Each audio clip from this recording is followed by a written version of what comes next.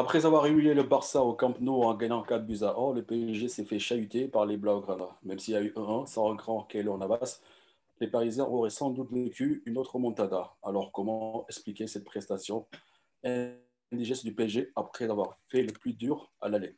Bah, je pense que dans la tête des joueurs parisiens, inconsciemment, ils pensaient avoir fait le plus dur en gagnant 4-1 parce que c'est vrai que quand tu gagnes 4-1 à l'extérieur, tu abordes le match retour avec une certaine confiance et peut-être inconsciemment avec un certain relâchement.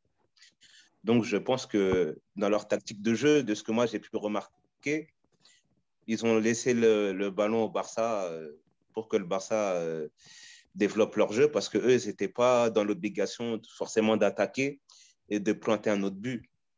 Mais je pense qu'au fur et à mesure que le match passait, ils se sont rendus compte ils se sont rendus compte que ce n'était pas la bonne tactique parce que le Barça poussait et sans un grand Keylor Navas, il aurait pu avoir une remontada.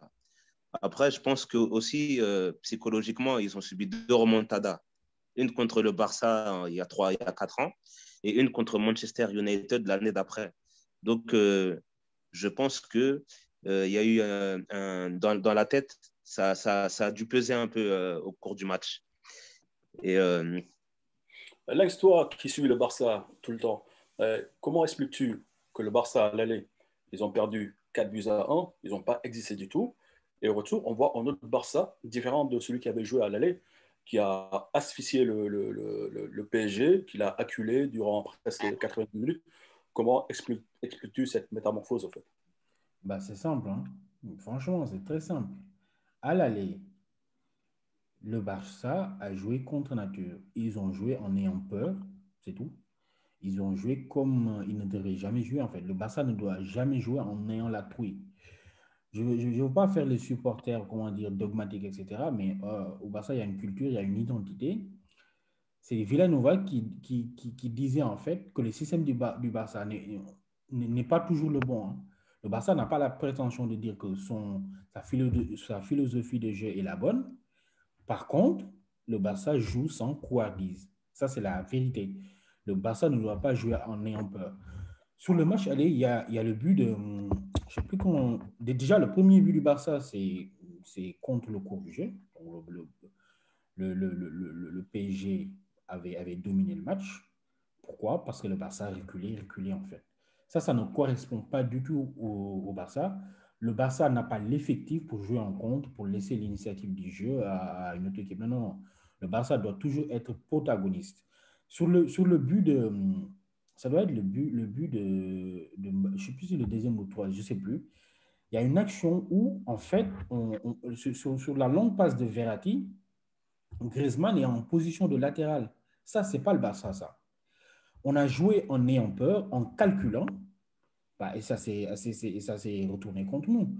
La différence qu'il y a eu, la différence qui s'est vue entre le niveau des deux équipes à l'aller, pour moi, je pense que le PSG est meilleur quand même. Attention, je pense que le PSG est meilleur que le Barça, mais pour moi, la différence qu'on a vue, c'est pas ça ne reflète pas la vérité.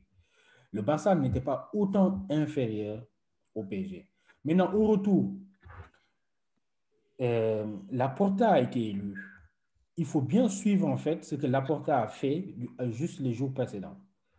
Quand il a été élu, bah, il a remobilisé les troupes. Le discours qu'il a eu, c'est clair. On va à Paris, montrer notre visage, montrer ce qu'est le Barça en fait. Tous les autres joueurs ont eu le même discours, hein. Ils étaient animés par un sentiment comme quoi on pouvait sortir, mais ne pas être ridicule, rendre fiers les supporters en fait. Ils se sont mis à jouer, bah, on s'est vite rendu compte que voilà, si ce n'était pas Navas, je ne sais pas si le Barça pouvait faire une remontada, mais le match aurait été tout autre. Quand le Barça a pris l'initiative du jeu, ils ont mis mal en difficulté le PSG et on a vu en fait ce dont était capable de faire ce Barça-là. À ça, tu ajoutes le fait aussi, bah, moi je suis complètement d'accord avec ce qui vient d'être dit là. Le PSG, dans la tête, ils sont toujours malades, hein. Les remontadas, là, en fait, les équipes qui subissent les remontadas, faut pas croire que ça n'a pas d'influence, etc.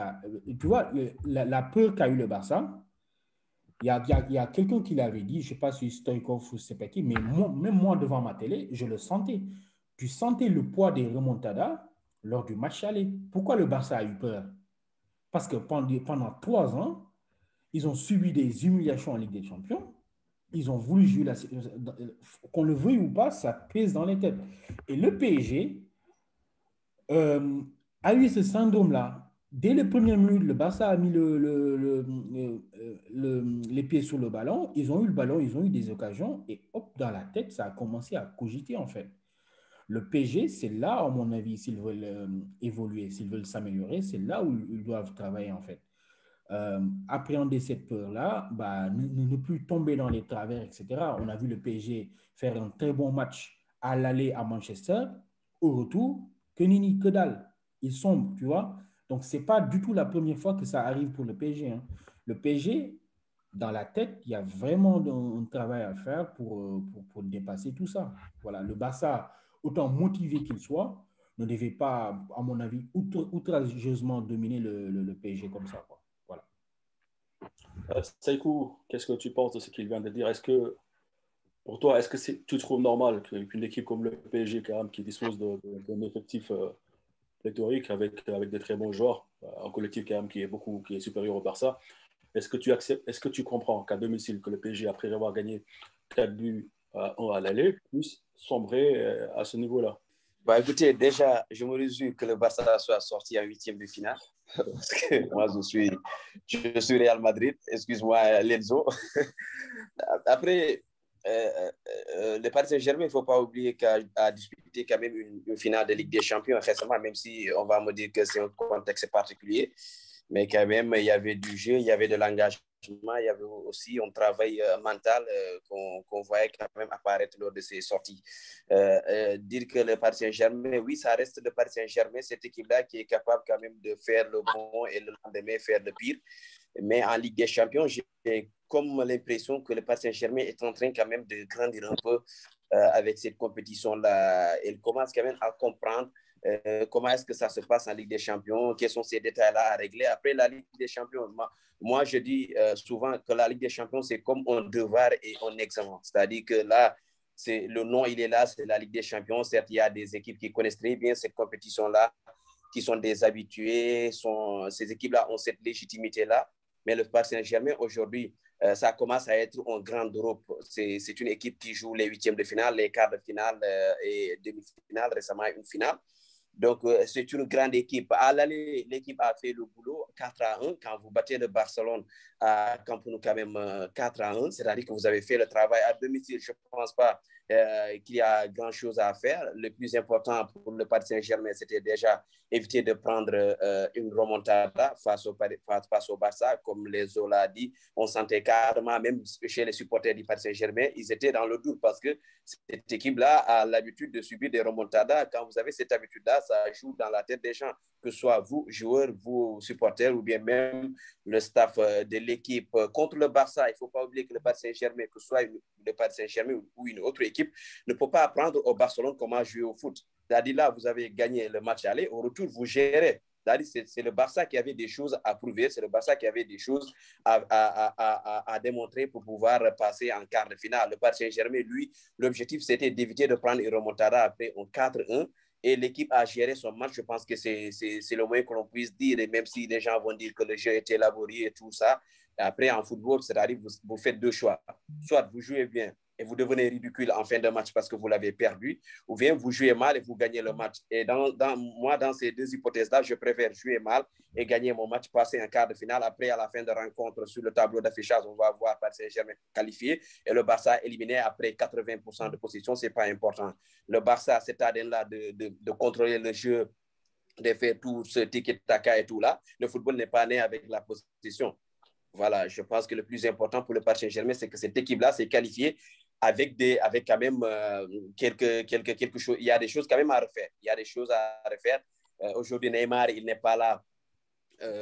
C'est quelqu'un qui n'est pas là quand même depuis des saisons, ou bien disons, il rate quand même certains rendez-vous. Mais quand vous avez Mbappé, quand vous avez quelqu'un comme Di Maria qui sont capables parfois de vous sortir de top performance, c'est-à-dire que vous pouvez compter sur ces jeunes-là. Attendons de voir ce que ça va donner les affiches en quart de finale. Mais moi, je suis de ceux qui disent qu'aujourd'hui, le Paris Saint-Germain a fait un bon parcours jusqu'ici, qualifié en quart de finale et qui est allé battre le Barcelone à Camp Nou, même si ce n'est pas ce Barcelone-là, ce n'est pas le Barcelone d'Iniesta, ce n'est pas le Barcelone de Suarez, c'est un Barcelone de Messi avec un seul pied accompagné de Dembélé et sans Ansu Fati.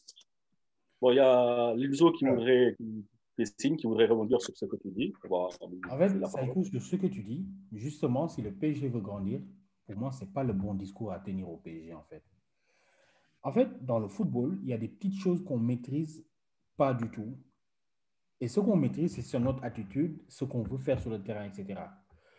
Très bien, le PSG s'est qualifié. Mais attention, ce match-là, mais si Navas a fait 10 arrêts, s'il y en a un qui rentre ou que Messi met son penalty, le PSG peut se retrouver éliminé. Gérer un score quand tu gagnes 4-1 à l'extérieur, venir à domicile, avoir cette attitude-là, mais sur un rien du tout, tu peux te faire éliminer. Hein. Ce match-là, le PSG s'en sort bien, mais avec un petit détail, un penalty qui rentre ou un arrêt que Navas ne fait pas, mais ils deviennent la risée du monde. Donc, pour moi, le match que le PSG a fait là, non, ils n'ont rien géré du tout, ils ont subi tout le match. C'est ça la différence. Quand tu gères, tu maîtrises la situation, c'est toi qui as le contrôle. Mais le PSG n'a fait que subir et ils ont concédé des occasions énormes. Navas est l'homme du match. Pour moi, ce n'est pas du tout le discours à tenir. Si les fans du PSG nous regardent, ben ça, il ne faut pas se gargariser sur cette victoire. Hein. Vous avez je m'excuse, juste une minute vous avez mérité votre victoire parce que ça s'est joué sur 2 manches. Sur 180 minutes, le PSG est supérieur. Mais sur le match retour, il ne faut pas du tout reproduire ça. Hein. S'ils reproduisent ça, moi, je vous dis qu'ils ne sont pas à l'abri de surprises. Il ne faut pas du tout reproduire ça. Bon, juste une petite précision avant que Stan n'intervienne. C'est-à-dire, quand je dis que le Paris Saint-Germain a géré, c'est-à-dire, un match de football, c'est quand même, disons, la succession de temps forts et temps faibles. On dit que la meilleure équipe, c'est celle-là capable de gérer ses temps faibles et de profiter, concrétiser en tout cas ses temps forts. Aujourd'hui, le Paris Saint-Germain, ses temps faibles, a su gérer ses temps faibles, n'a encaissé qu'un seul but, même s'il y a un penalty que Messi a raté et il y a eu d'autres actions et tout. Mais le Paris s'est géré, même si c'est Navas, parce qu'on dit aussi une équipe, quand c'est le gardien qui est l'homme du match, c'est-à-dire que l'équipe a subi tout le long de la rencontre. Mais quand même, Navas fait partie du Paris Saint-Germain. Que ce soit Navas, autant pour moi, que ce soit Kimpembe, qui est l'homme du match, le plus important, c'est que le Paris Saint-Germain a évité de subir cette remontada-là. Après ça, c'est la gestion du temps faible. Le temps fort, le Paris en a eu peu, n'en a concrétisé qu'une seule avec ce but de Mbappé. Mais moi, je pense que la gestion, elle est bonne. C'est que le Paris Saint-Germain n'a pas été remonté quand même. Bon, Stan, je ne suis pas d'accord. On ne va pas écouler. Tu disais? Je ne suis pas d'accord. Parce que ils ont manqué de maîtrise, le PSG, parce que le Barça a eu le contrôle sur la majeure partie du match. Et donc, quand une équipe a le contrôle et que l'autre subit, c'est que celle qui subit n'a pas fait ce qu'il fallait pour empêcher de subir ces actions répétées. Et comme il disait Linzo, si Navas n'est pas là, ça peut être une toute autre histoire aussi. Et ce que je voulais dire aussi, c'est que par rapport au match aller, le Barça a changé de système légèrement. Déjà, Piqué n'était pas là. Son retour au match aller, pour moi, c'était très préjudiciable pour l'équipe de Barcelone parce que ça faisait longtemps qu'il n'avait pas débuté un match et ça se voyait sur le terrain qu'il n'était pas au niveau. Donc, juste ça, déjà, c'était préjudiciable au match aller pour le Barça. Après, pour le match retour, ils ont rectifié un peu le tir avec le jeune Oscar Mingueza, même s'il sort parce qu'il a pris un jaune qui aurait pu devenir rouge plus tard dans la rencontre. Mais je pense que déjà, tactiquement, le Barça est mieux rentré dans le match que le PSG. Et c'est ça qui a fait douter le PSG et qui leur a évité d'être la risée du monde. Hein. Stan, au-delà de tout ce qu'il vient de dire, est-ce que tu ne penses pas, inconsciemment, est-ce qu'il n'y a pas une forme de relâchement de la part du PSG? Parce que quand on fait le plus dur, on se dit souvent que, voilà, on se dit souvent que, voilà, que le plus dur a été fait et inconsciemment, l'équipe peut se relâcher, quoi. Je ne sais pas si tu es... Non, moi, je pense pas que c'était. Après, j'ai dit, on peut en sortir plusieurs analyses du match. Bon, ils gagnent 4-1 à l'aller. Ils font un match retour qui n'est pas très bon. La première mi-temps, ils souffrent énormément. Est-ce qu'ils se sont relâchés vraiment ou est-ce qu'ils ont eu peur? Moi, je penserais plus sur le fait qu'ils ont eu peur, ils ont été inquiétés. Inquiétés parce qu'effectivement, on peut dire qu'il n'y a pas de remontada, on s'en fout. Abdou Diallo, il peut venir, je pense, en conférence de presse avant le match, nous dire que non, la remontada, c'était d'autres joueurs, c'est pas eux, c'est la nouvelle génération, eux, ils n'ont pas vécu ça, tout ça. C'est vrai, c'est vrai. Il n'y avait pas beaucoup de gars qui ont vécu ça. Il y avait Draxler, il y avait Kimpembe, il n'y avait pas beaucoup de gars qui étaient là, qui avaient vécu vraiment voilà, le traumatisme de la remontada et tout ça. Donc, je te dis que peut-être qu'en rentrant dans le match, lors des premières minutes, tu vois, ils s'inquiètent, ils ont peur. Et je pense que ça se voit dans leur football, ils sont crispés, tu n'as pas de soutien qui se fait. Le milieu de terrain, pour moi, en tout cas, en première mi-temps, je ne le trouve pas bon, franchement, parce qu'il y a beaucoup de dédoublements sur les côtés. Les latéraux, ils sont vulnérables. La preuve, Kurzawa, il prend son carton jaune. Si l'arbitre est cohérent, lorsqu'il donne penalty sur Griezmann, donne un deuxième carton jaune, je veux dire, donne un carton rouge. À ce moment-là, je ne sais pas, sois logique avec toi-même, c'est un pied en l'air, je ne sais pas, tu sais, penalty. Donc, il y a plein de choses qui font qu'en première mi-temps, je pense que Paris rentre dans le match, ils sont inquiets, ils ont peur, ils ne sont pas dans la. Voilà, tu vois, que tu le veuilles ou non, dans ta tête, tu sais que les gars là, ils sont capables de mettre 5 buts ce soir. Tu vois. Donc, tu stresses. Mais le problème, c'est que pour moi, je me dis, le Barça, en rentrant dans le match, s'ils sont bien rentrés, mais n'ont pas réussi à claquer des buts. Donc, évidemment, bon, plus tu avances dans le match, plus le Paris Saint-Germain prend confiance défensivement, plus Keylor Navas, il fait un arrêt, deux arrêts. J'ai eu à dire, les gardiens de but, vous-même, vous savez comment ça marche dans un match, c'est des momentum. Genre, le gardien, il fait un arrêt, il en fait deux. Il sait que mentalement, il a bouffé l'attaquant déjà dans sa tête. Il sait que Dembélé, il ne va pas marquer aujourd'hui. Lui, il savait. Keylor savait. Il savait que Dembélé, à partir de la deuxième frappe, il savait que Dembélé n'allait pas marquer aujourd'hui. Il était confiant à ce point-là, tu vois. Donc, le gardien, il rentre dans sa confiance, il monte en gamme dans son match. Le Paris Saint-Germain, finalement, il se qualifie. Pour moi, franchement, je regarde l'affaire et je me dis, c'est bien. Franchement, je le vois bien. C'est pas grave. On s'en fout que ce soit une gestion ou pas une gestion ou quoi que ce soit. Chaque club a son ADN. Après, le truc, c'est que moi, j'aurais aimé vouloir dire que oui, le PSG doit venir et taper le Barça 4 à l'aller, 4 au retour, comme le Bayern l'aurait fait. Le Bayern l'a fait ici à chaque fois. Eux, ils n'ont pas de pitié. Ils l'ont fait au Barça, ils l'ont fait à Arsenal, ils l'ont fait à n'importe qui. Eux, ils s'en foutent. Ils viennent, ils te tapent, allez, ils te tapent au retour. Maintenant, le Paris Saint-Germain n'a pas réussi à le faire, mais il faut comprendre que le Paris Saint-Germain, historiquement, il vient de plein de choses. Il vient d'un traumatisme mental, comme a eu à dire mon ami tout à l'heure, back-to-back. Tu perds face au Barça, tu te fais taper par Manchester United, les U19, des boys qu'on ne connaissait même pas. Maintenant, on connaît les Greenwood, là. C'est là-bas qu'on les a connus pour la première fois, en fait, Greenwood. Maintenant, on connaît Greenwood. Donc, ils étaient tellement dans un traumatisme que je pense que toute l'ambiance du club a dû peser durant cette première mi-temps-là. Ils n'ont pas réussi à se lâcher. Parce que j'ose croire que le PSG, s'il s'était lâché, tu le vois sur certaines phases de jeu, il y a 2-3 phases de jeu que j'ai en tête où ça sort vite. Verratti, Ghana, pas, ça sort vite, mais n'ont pas réussi à le faire de manière cohérente, collectivement, pendant une mi-temps. Le stress, la panique, plein de choses, Messi, etc. Mais je pense que quand Messi rate le penalty et qu'ils vont au vestiaire, en deuxième mi-temps, ils rentrent et ils se... C'est un genre de ouf. Donc maintenant, pour la suite de la compétition, moi, je ne m'inquiète pas, je suis content pour eux en me disant que c'est bien pour le PSG parce que, franchement, j'aime Marseille, je suis un supporter de Marseille, mais dans ma tête, je me disais que eux, s'ils ne se qualifient pas, mais voilà, je te dis, ça va être la fin du monde. En fait, il fallait qu'ils se qualifient parce qu'ils peuvent pas...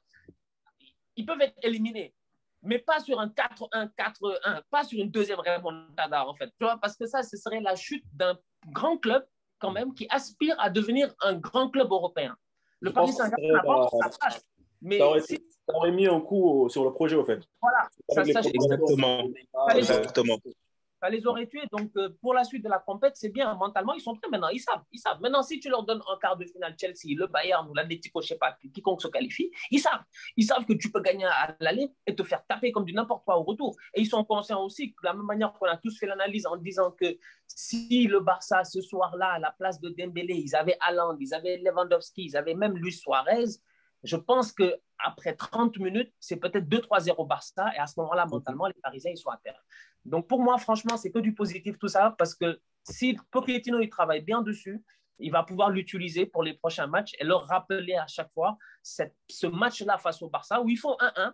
Ils s'en sortent bien. Hein. 5-2 en goal average, c'est excellent en fait en Ligue des Champions.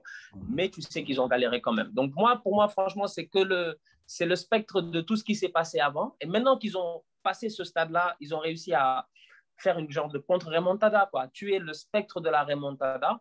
Pour moi, maintenant, on ne doit même plus en parler. On s'en fout, là. C'est fini. Il n'y a plus de... C'est le Barça maintenant. C'est au Barça qu'on doit parler de remontada parce que c'est eux qui galèrent à chaque année maintenant. Mais le Paris Saint-Germain, c'est terminé. Ils se sont lavés. C'est fini. Ils peuvent repartir de plus belle. Il ne faut pas oublier une chose aussi, excusez-moi, c'est que lors des quarts de finale, ils vont retrouver Neymar, qui n'était pas là lors des huitièmes de finale. Et ça peut beaucoup compter. Parce que moi, par exemple, j'ai relevé aussi 2-3 phases de jeu où je pense que si Neymar aurait été là, ça aurait pu être différent. Parce que moi, dans ce que j'ai analysé le match de mardi, il manquait quelqu'un qui soit capable de garder la balle et qui change de tempo, qui change le tempo du match. Et celui qui était capable de faire ça, c'était Neymar. Parce que lui, il provoque, il dribble et il énerve ses adversaires. Et dans ce genre de match, tu as besoin d'un joueur comme ça qui casse le rythme de l'équipe adverse. Et il manquait ça aussi au PSG. D'accord, oui, bien vu aussi. Oui. Disons, les gars, dans son naufrage collectif, bon, on a un compatriote qui joue au PSG, c'est Ganagué. Bon, là, on sait tous qu'il n'a pas fait un bon match, parce qu'il a été sorti à la mi-temps et qu'il a frôlé même le carton rouge. Est-ce que dans cette deuxième manche, vous l'avez vu à un bon niveau, à un meilleur niveau, ou il était en deçà des attentes, selon vous, perso? Moi, personnellement, je trouve que Gana Gueye, il n'a pas fait un si mauvais match que ça, mais il a été peut-être au milieu de terrain, pour moi, de ce que j'ai vu, le seul qui, quand le milieu de terrain du Barça approchait, allait au contact à chaque fois. Et c'est sûr que quand tu es un joueur qui va au contact, tu vas finir par faire des fautes parce que tu colles l'adversaire. Et je trouve que Verratti et Paredes, ils n'ont pas effectué le travail qu'ils ont fait à l'aller, c'est-à-dire ne pas laisser respirer le milieu de terrain du Barça. Parce que quand on regardait le match aller, tu regardais le Barça, ils n'arrivaient pas à se retourner, ils ne trouvaient pas de solution. Et là, les milieux de terrain du Barça, bizarrement, au match retour, ils étaient trop libres. Et Ganagay, il a su faire le tampon, mais ce qu'il a pénalisé, c'est les fautes et les cartons jaunes, pour moi. C'est ce que j'ai analysé. Lenzo. Oui. Alors, moi Ganagay, comment dire pour moi, il n'a pas fait un bon match. Alors, moi je n'ai pas envie de lui taper dessus, hein, parce que son équipe n'a pas fait de bon match. Donc, c'est logique qu'il ne fasse pas de bon match. Moi, je note juste que quand ton équipe subit à ce point, à un moment, pour soulager ton équipe, tu as besoin de joueurs qui savent, je ne sais pas moi, tenir le ballon, faire de bonnes relances, etc. À plusieurs fois, sur des sorties de balles, il les a perdus parce que techniquement, il n'a pas le niveau des autres, en fait. Il est limité. Voilà, il est limité. Donc, pour moi, si je le notais sur ce match, je lui donnerais un 4, pas du tout la moyenne. Donc, voilà, pour moi, c'est moyen. Et je vais même aller plus loin. Moi, je pense que Ganagay, à voir durant les prochains mois, mais moi, je pense que si ça continue comme ça, sa place au PSG est menacée. Voilà. Et surtout avec le retour Neymar, est-ce qu'il pourrait être... Bon, on va laisser d'abord les autres noter l'appréciation, de donner leur appréciation par rapport à son match. Et après, on va voir si le retour de Neymar... Bon, après, il y a la suspension de Paredes. Ça peut aussi jouer à sa faveur. Mais on va laisser d'abord les autres noter la prestation de Ganagay. Et après, on va se projeter pour son cas. Stan, par rapport à son match. Pardon. Oui, moi personnellement, je pense que d'abord, sur 2 points, d'abord sur le marquage, il n'a pas été mauvais parce qu'on a vu quand même en première période, il a un peu essayé quand même d'empêcher au boy Pedri quand même de trop faire un bon match en première période. Il était important sur la récupération et tout. Et après, Ghana, ce n'est pas Pirlo, ce n'est pas Xavi, ce n'est pas quelqu'un qui a ce talent-là, capable quand même de récupérer une balle, couper des lignes ou bien de faire des dribbles, retenir la balle, provoquer des fautes. Donc, c'est quelqu'un qui est, comme l'a dit tantôt Elzo, il est limité techniquement, mais c'est un faiseur de sale boulot. C'est quelqu'un qui est capable d'empêcher au milieu adverse de produire un jeu. Quand même, il a réussi, on tant soit peu. Après, sa prestation, c'est à l'image du Paris Saint-Germain qui n'a pas trop existé quand même lors de cette rencontre, qui a tout défendu. Et donc, quand offensivement, il n'y a pas une présence, c'est-à-dire que le match, ça balance, ça vient vers la défense, c'est-à-dire au milieu défensif et allant vers la défense. Donc, je pense que défensivement, il n'a pas été mauvais. Si on le note par rapport à la prestation du Paris Saint-Germain, je pense qu'il n'a pas été mauvais puisque on l'attendait sur quand même un travail défensif. Après, offensivement, je l'ai dit tantôt, c'est peut-être d'autres boys qui sont capables de faire ce travail-là, mais Ghana, s'il est au Paris Saint-Germain pour avoir un apport technique, pour avoir un apport offensif, je pense qu'on va le virer très bientôt. C'est quelqu'un qui est là pour faire le boulot qu'il avait fait face au Paris Saint-Germain lors de ce match retour. Stan? Yeah, tout à fait d'accord avec ce qu'il dit là, c'est vrai, c'est-à-dire que c'est juste une question de te dire tu en as besoin pourquoi. C'est que chaque joueur a un profil, il y en a qui sont plus polyvalents que d'autres, donc ils sont capables d'avoir plusieurs, on appelle ça plusieurs palettes. Mais aujourd'hui, Ghana, le problème, c'est que, bon, déjà, il y a l'âge, en considération, déjà, il y a l'âge quand même, ça c'est déjà quelque chose, c'est qu'à un moment donné, tu dépasses 30 ans, il a quoi, 31 ans, 32 ans, quelque chose comme ça. Tu es dans un championnat qui est quand même le championnat de France, qu'on le veuille ou non, c'est pas le plus technique, mais c'est quand même un championnat physique. Tu vois, physiquement, il faut être en forme. Tu veux jouer en équipe nationale en même temps, tu veux jouer en Ligue des Champions en même temps, et les profils dans lesquels on l'utilise de l'équipe nationale en Ligue des Champions sont tout à fait différents. L'équipe nationale, on essaie d'en faire un genre de, je sais pas, un genre de Gundogan, quoi. Je sais pas, j'essaie de comprendre Ghana ou bien de Kanté Soussari, tu vois, genre le gars qui est censé être derrière, mais tu veux coûte que coûte qu'il perce, qu'il monte, qu'il performe. Ça a marché de temps en temps, ok. Ça a marché face à la Tunisie ou au Bénin, un truc comme ça, à la CAN en quart de finale, il a marqué, ok. Bénin, c'est ça, ok. Mais aujourd'hui, Ghana, c'est un joueur qui est pour moi un profil défensif. Ghana, pour moi, c'est un gars qui doit être devant la défense et puis ça dépend des circonstances. Parce qu'il y a certains matchs où, franchement, tu n'as pas besoin de Ghana qui est sur le terrain. Il y a des matchs, tu n'as pas besoin de lui. Tu sais que ton adversaire, physiquement, en tant que tel, déjà, il ne va pas tenir parce que tu auras la possession de balle. Le Paris Saint-Germain en Ligue 1, dans plusieurs matchs, ils n'ont pas besoin de Ghana, franchement. Parce qu'ils ont la possession de balle, ils vont faire tourner et tout.